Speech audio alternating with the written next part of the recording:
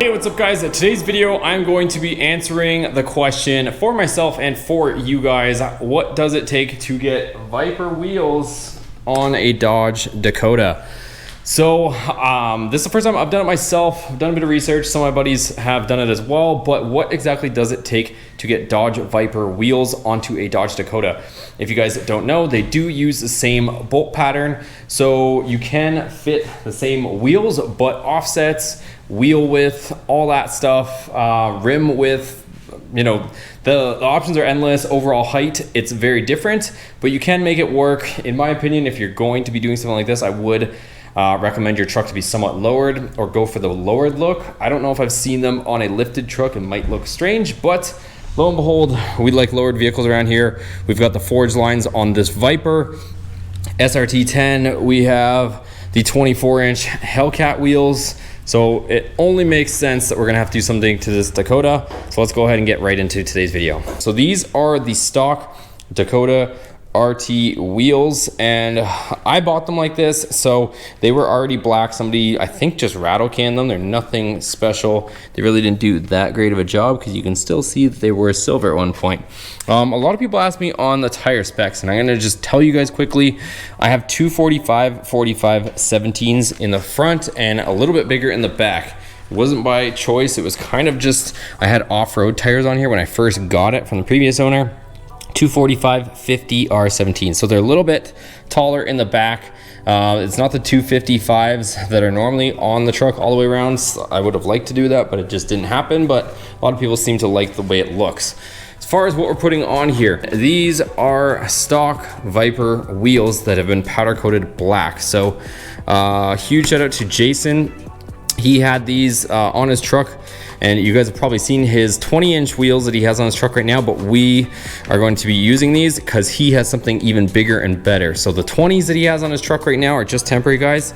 You guys can probably see that the tires are pretty well shot. So today I just want to fit them, see how they fit. Since this truck is really low, I mean, there's obviously lower, but it's pretty low for what it is. It's a 4-inch drop in the back, and I think we have at least a 3-inch drop in the front. So I just kind of want to see how they fit with this drop. I want to make sure that they're not going to dig into our fender flares here, because one thing is, because the rears are so wide, I believe these are 345s, and even on my car over there we have 355s wide. They're insanely wide for Vipers, but the rear wheel is so wide that we have to run a spacer. So we also have some black lugs here that we're going to be throwing on, but as far as the spacers go, I have an arrangement of spacers. These were actually on my truck when I got it, and that's why you can probably see they don't look so new. So these were on the rear. I wasn't sure why, but apparently the previous owner did have Viper wheels on this at one point in time. I want to keep them away from my fenders if at all possible, so I do have 4 of these smaller ones, or I also have small, I think, 1/2-inch spacers that I might try to get away with on the front. So we're gonna just quickly try and fit them today. We're gonna have to dial this in a little bit more, but let's lift it up, pop these off, and let's see what we got.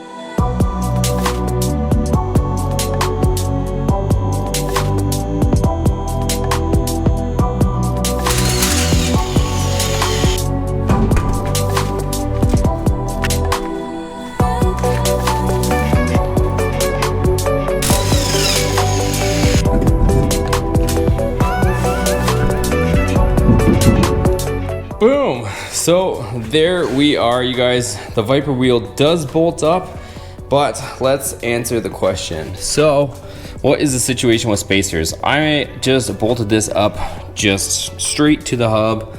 No tricks, no games. There's no spacer in there, but I mean, it spins freely here.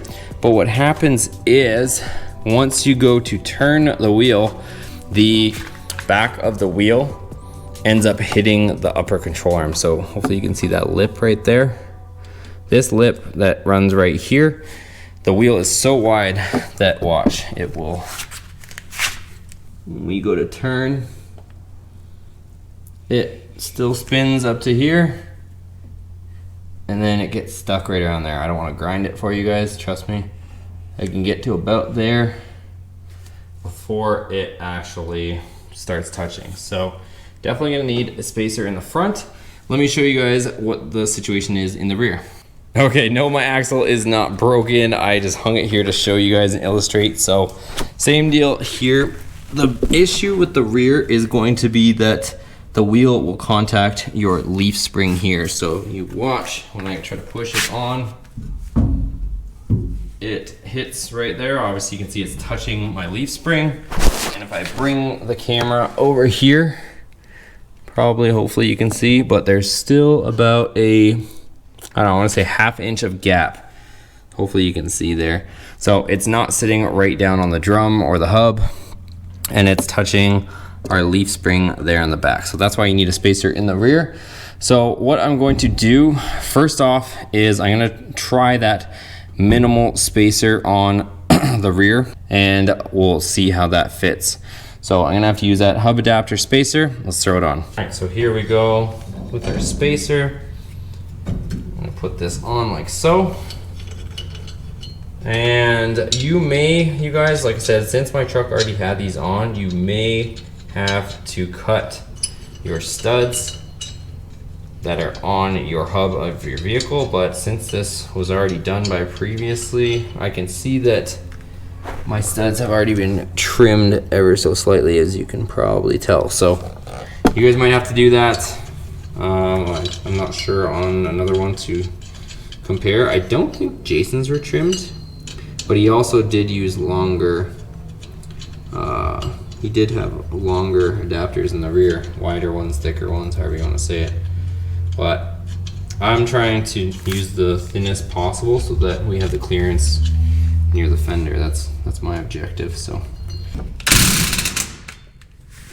all right, so spacer's on. Let's go ahead and throw that wheel back on.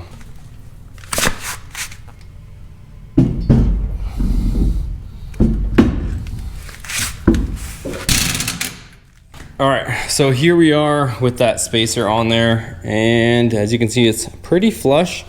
But $1 million question, I haven't put anything on the front yet, so I'm just gonna leave it. As long as I don't turn it straight, nothing's gonna rub. Let's go down and see where we end up on this lowered vehicle.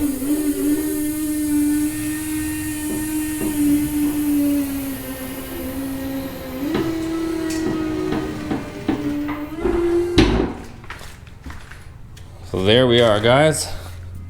That is actually perfect. I wouldn't want it any more or any less. So yeah, I'm glad that we went with these ones and not the wider ones, because it would not look good. So I think that is gonna look half decent, honestly, you guys. So there she is, sitting there like that.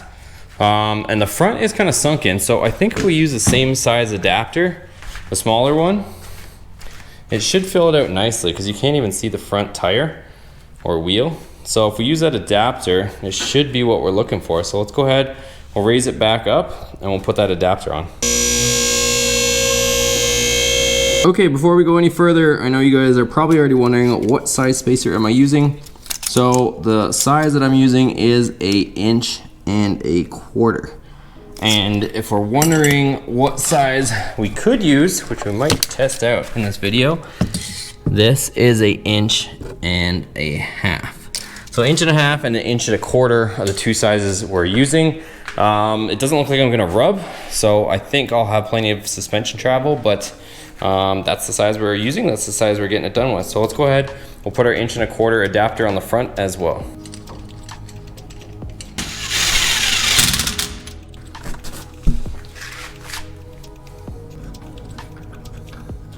All right, so there we go, 1 1/4 inch adapter is in. I just have one lug on it just so we can test everything. And then let's go ahead and we'll turn it all the way with our hands here. Okay, and we're good this way, you guys. So as you can see, it's full lock right now. And the space isn't a whole lot, but it's enough. I don't know if you guys can see that. So right in here, there's barely enough room, but it's enough. Let's go ahead and we'll turn it all the way the other way, full lock.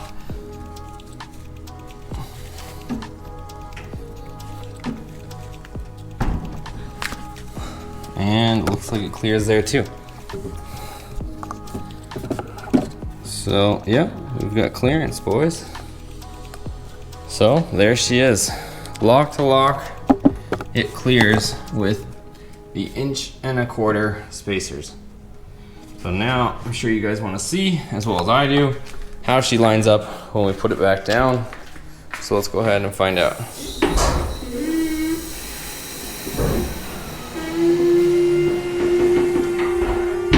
That is perfect. So I'm definitely happy with that fitment, you guys. That is not bad at all. Not bad at all, you guys. It's the same as the rear, so it's flushed right up with the fenders. Nothing too crazy, but I think it's gonna be just right. So I'm okay with that. The only thing is, I mean, it did make the fender gap a little bit more, but I think it still looks great. But it definitely did give us more of a gap in here because these are smaller diameter wheels, but still a great look. And these wheels do look a lot nicer in my opinion. All right guys, I'm gonna go ahead and put on these lovely black lug nuts since it seems to be the ticket, and we'll do the other side.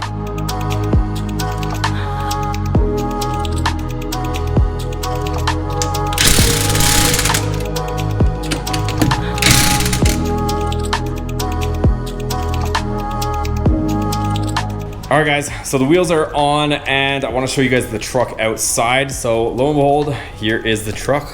This is how it sits with those Viper wheels and the spacers.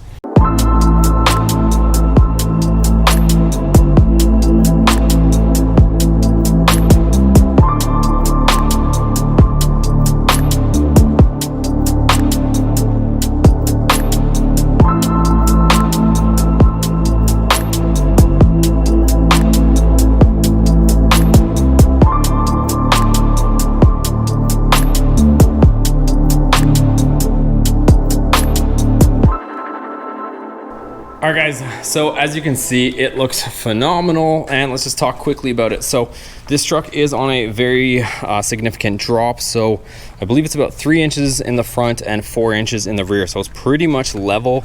And the fitment's great. So you can probably see wheels are flushed up with the body. I could use those wider spacers in the rear, but I actually really like the fact that it does just hang ever so slightly inside those fender flares. If you had to go out, you could, but I kind of want to maintain that they're in here in case we end up hitting a insane bump. Either way, the lip is so big on the inside of these that it is going to touch, but I just feel better about it being inside. So right now, currently, it would never do that because it would hit the bump stops.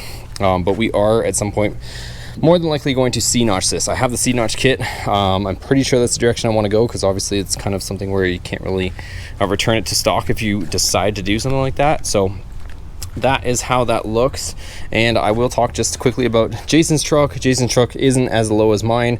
He's got 20-inch wheels on here, but he has something in store for us. These are just something to get him rolling on, and he's got some badass wheels that are going to go on this Dakota RT with the heads and cam package. If you guys haven't seen those videos, definitely check them out on this channel. So that's what she looks like, boys. Let me know what you think in the comments below. All right guys, it's going to do it for today's video. I hope you enjoyed it. If you did, make sure you give it a thumbs up for me, and let me know what you guys think down below. Do you guys like the look of those wheels on that truck? Would you do something different? I want to hear your feedback. Let me know as always down in the comments below. Check out the other videos also on this channel, you guys. We have lots of projects on the go. We've got Jason's Dakota, we've got my Dakota, which is going to be getting supercharged once again here shortly, and also this, which is getting a supercharger kit, and I just got word that we're getting the parts back from that tomorrow as of the making of this video, so we're gonna get cracking on that very soon.